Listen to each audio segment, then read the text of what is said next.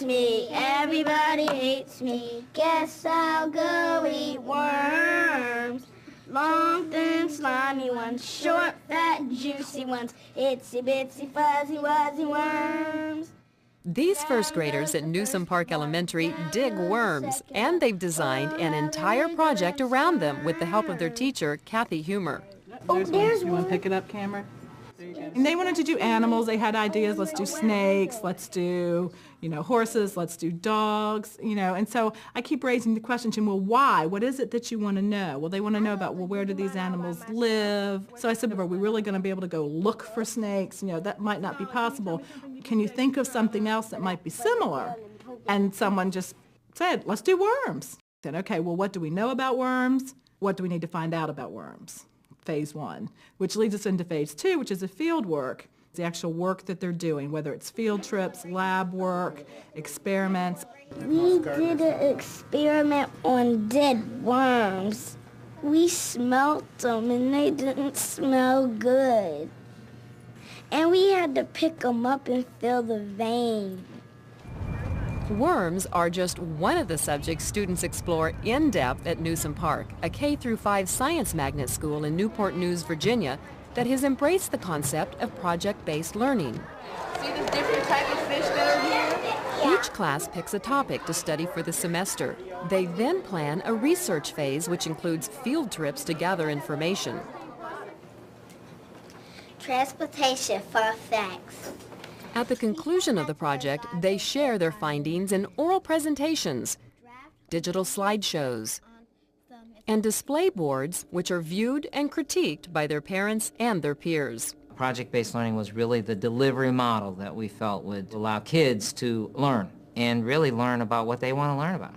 I mean, so many years we've been pumping kids full of stuff that we think is appropriate. And really, in many instances, maybe that was successful, but it's much more successful and exhilarating when kids have the input that we allow them to have here at Newsom Park. How do you spell mineral? Students here have chosen to study everything from space flight to homelessness. This first grade class decided to explore cystic fibrosis, a disease affecting one of their classmates.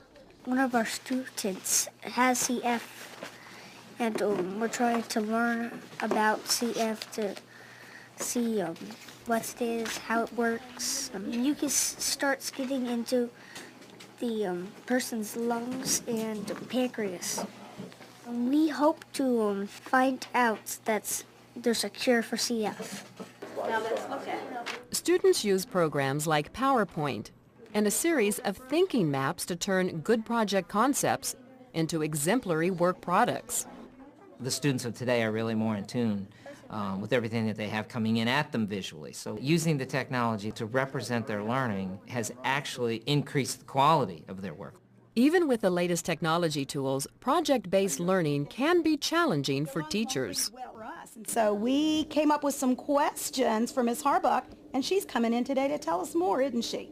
Oh, good. Okay. It's easier to teach out of a textbook where this day it tells me to do this and this day it tells me to do that. So in a way, you've got to be willing to work a little harder, too, to do it this way. Even though it looks like the kids are doing all the hard work, there's a lot of planning that goes on behind it to make sure that the work is there for them. Do we have anybody in this classroom with asthma? Yeah. Yes, we do. Since several of Ms. Vreeland's students have asthma, they're studying pets, focusing on pets that don't make asthma worse. As part of every research project, students seek out experts, like a guest speaker from the local hospital. Your lungs are made up of different kinds of tissue. They know that they don't have all the answers, and it's okay. They also know that Ms. V doesn't have all the answers, and it doesn't bother her a bit. And so we sit back and we go, okay, well, who can we call? Who can we ask? Thank you. At lunchtime, students get to test their social skills and basic math, 13. selling everything from walkathon pledges to marigolds. We have marigolds. We have 2 of these left, and mixed flowers. Those just all type of flowers, like this flower, this whole patch, it'll probably be like that. The plant business grew out of a class investigation into the stock market. We talked about what the stock market was. We actually invested in fancy stocks. We were thinking about investing in some penny stocks and seeing how much money we can make on the stock exchange. However, that became repetitive and truthfully somewhat boring. What you want to buy? Instead, the class decided to create their own business. They bought seeds, grew the plants, and made sales brochures, funding the entire operation through the sale of Flower Power stock. We ended up going around, we sold 10-cent shares of our stock in our company, and we actually raised over $75. But the success of the fourth grade plant project sowed the seeds of another lesson in real-life learning. It led to the mounting of a hostile takeover attempt by Miss Shields' fifth graders.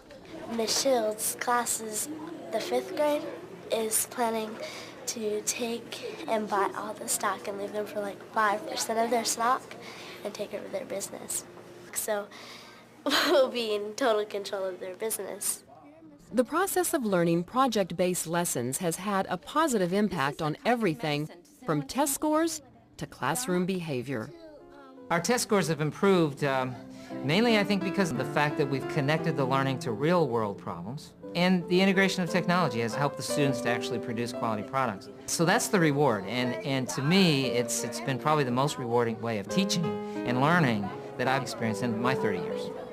It's a red wiggler. For more information on what works in public education, go to edutopia.org.